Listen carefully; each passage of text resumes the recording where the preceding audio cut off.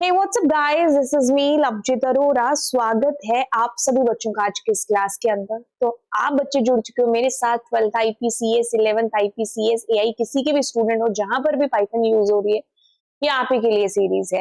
तो आज की क्लास में हम लोग बिल्कुल करने वाले हैं अगला नया नवेला हमारा प्रोग्राम, जो कि कह रहा है आपको बताना है कुछ ये, यानी कि write a program to find the number of times. क्या है? The number of times an element occurs in the list. अब इस प्रोग्राम को पढ़ के ना दो चीजें समझ में आती हैं। जैसे अगर मैं इसको समझाऊं क्या है, एक तो आपने क्या करा, आपने यहाँ पर कोई एलिमेंट है जो पहले तो आप एक लिस्ट रेडी करते हैं, ठीक है, दिस इज योर लिस्ट।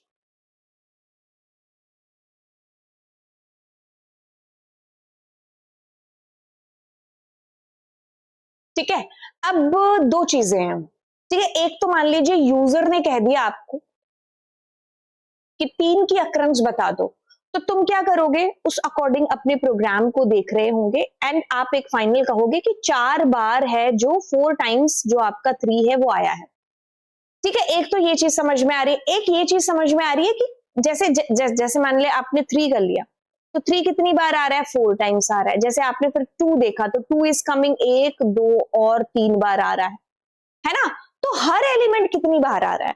तो एक बार हम प्रोग्राम को दोबारा देखते हैं। कहता है कि write a program to find the number of times an element occur in the list. तो मैं आपको दोनों चीजें बता देती हूँ, क्योंकि प्रोग्राम में कुछ भी खुल के नहीं बोला गया है।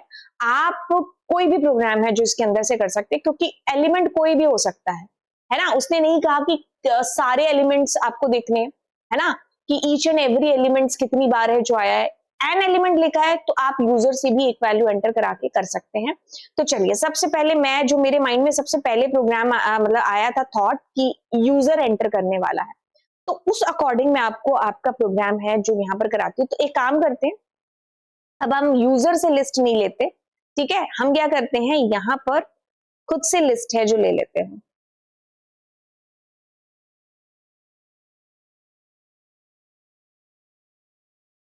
ठीक है, तो आपके पास कुछ ऐसे लिस्ट, मैंने कुछ ज्यादा एलिमेंट नहीं डाल दिए।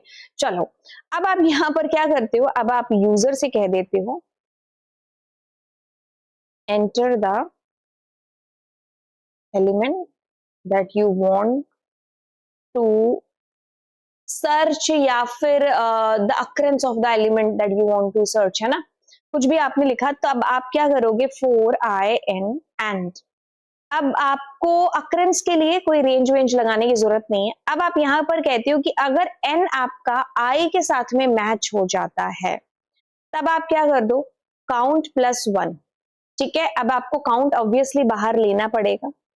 ठीक है, इसको आप सिंपल काउंट फंक्शन से भी कर सकते थे, वो भी मैं बता दूंगी। तो आप कहोगे क्या, प्रिंट, एंड यहाँ पर सीधा आप एक बार काउंट को प्रिंट करा दो एक बार के लिए। तो अब मैं यहाँ पर, जैसे अब मैंने कहा कि मुझे 2 को देखना है, तो 2 आया 5 बार, है ना। ऐसे करके आप एलिमेंट डालोगे। हुआ कुछ भी नहीं, हुआ क्या है, आपने एलिमेंट पूछा, आई के अंदर एक एक करके एलिमेंट आएगा। अब अगर आए और वो जो एलिमेंट जिसको आपको सर्च करना मैच हुए, तो काउंट में +1 हो जाएगा। ये आप चीज ऐसे भी कर सकते थे। ठीक है, आपको काउंट वाउंट लेने की जरूरत नहीं पड़ती। आपके पास सिंपल पाइथन के अंदर एक फंक्शन है, क्या नाम है, काउंट फंक्शन। तो आप p.count करते एंड उसके अंदर आप इस n को डालते, तभी भी आपके पास सेम ही आंसर आता। ठीक है, अगर मैं इसको एग्जीक्यूट करती हूँ और मैंने कहा 5, तो इस फंक्शन का काम ही यही है, क्या काउंट करके देना। ठीक है, अब हम इस चीज को कर लेते हैं कि हर एलिमेंट अगर हमें देखना है, ठीक है, तब हम क्या करेंगे, तब हम डिक्शनरी का सहारा लेंगे। ठीक है, तब हम डिक्शनरी का सहारा यहाँ पर है जो लेने वाले हैं। उस केस में हमें क्या करना चाहिए, मैं एक बार बाहर एक डिक्शनरी डिक्लेयर करती हूँ। देन हम कहेंगे फोर आई इन, आपके पास पी। ठीक है, अब यहाँ पर मैं क्या करने वाली हूँ, अब मैं यहाँ पर इफ कंडीशन यूज करूंगी। देखो क्या चीज है, डिक्शनरी की जो कीज होती है ना, वो क्या होती है, हमेशा यूनिक होती है। आप अगर उनमें कोई भी वैल्यू, मतलब जैसे आपके पास डिक्शनरी की आ गई 5, ठीक है, तो अब हम दोबारा से 5 है जो नहीं डाल सकते एज ए की वैल्यू, तो है जो बेशक आ सकता है। तो मेरे को वो कंसेप्ट यहाँ पर ध्यान रखना होगा। तो अब मैं क्या कह रही हूँ, अगर मैं कह रही हूँ कि जो भी वैल्यू आ रही है किसके अंदर, आई के अंदर, अगर वो डिक्शनरी में अभी तक गई नहीं है, तो दैट मीन्स वो पहली बार आ रहा है। तो मैं कहूंगी कि डी का आई जो है ना वो 1 है अभी, क्योंकि वो आइटम पहली बार आ रही है। ठीक है, अब मैं करूंगी एल्स, और मैंने कहा डी का आई प्लस इज इक्वल टू 1। ये क्या हुआ अभी मैं बता। चलो छोटे से ब्रेक के बाद फिर से हम लोग हाजिर हैं, है ना। आपके लिए ब्रेक नहीं होगा क्योंकि मैं बीच में से कट कर दूंगी। चलिए अब देखिए क्या चीज है, हम लोग यहाँ पर थे कह रहे थे कि भाई अगर वो आइटम पहली बार आई है तो आप 1 लगाएंगे। मतलब जैसे कि आप ये कह लो कि आपके पास 9 आ गया, तो 9 तो फर्स्ट टाइम आएगा ना, तो आएगा तो आप 1 डाल दोगे। अगली बार अगर 9 आएगा तो ये वाली कंडीशन फॉल्स हो जाएगी, क्योंकि हमें ये पता है कि डिक्शनरी की जो कीज होती हैं वो हमेशा यूनिक होती हैं। ठीक है, तो अब अगर आप यहां आओगे तो अब उसमें नई की तो जुड़ने से रही, उसी की के अंदर जो डेटा है ना, क्या डेटा है 1 है, 1 के अंदर +1 हो जाएगा अगर दूसरी बार आएगा तो। ठीक है, जैसे इसको समझने के लिए पहले इसको एग्जीक्यूट करते हैं, देन एग्जीक्यूट करने से पहले जस्ट प्रिंट इट। क्या है डी, तो एग्जीक्यूट किया, अब हमने इसको प्रिंट किया, अब हमने इसको समझा, तो आपके पास ऐसे आउटपुट आया। देखिए क्या चीज होती है, चीज यहाँ पर क्या हुई है इसको समझो। देखो एक ही झटके में समझ जाओगे, दिमाग थोड़ा खुला रखना। क्या है, सबसे पहले 1 आया, हाँ जी, तो 1 क्या डिक्शनरी में है? अभी तक के लिए नहीं है, तो हमने क्या करा, हमारी डिक्शनरी के अंदर 1 एज ए की डाल दिया, और यहां पर आ गया 1। मतलब 1 की और वैल्यू दोनों सेम हो सकते हैं, है ना, इतना मैं मान के चलती हूँ कि हमको पता है। अब एल्स चलेगा नहीं, अब दूसरी आइटम आई 2, क्या वो डिक्शनरी के अंदर है? नहीं है, हमने डाल दिया यहाँ पर 1। ठीक है, फिर आया आपके पास 3 जो हमें दिख रहा है, that is coming first time.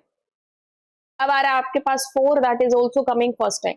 अब आ रहा है देखो 1 अगेन आ रहा है, तो अब ये आपका नहीं चलेगा। अब आप यहां आओगे, इसके अंदर 1 वाले के अंदर ऑलरेडी क्या है 1, 1 + 1 कितना हुआ 2। अब मैंने फिर क्या कर दिया, 2 डाल दिया। अब 2 आपके पास यहां नहीं चलेगा क्योंकि 2 ऑलरेडी गिवन है आपकी डिक्शनरी के अंदर, तो ऑलरेडी क्या है 1, 1 + 1 कितना हुआ 2।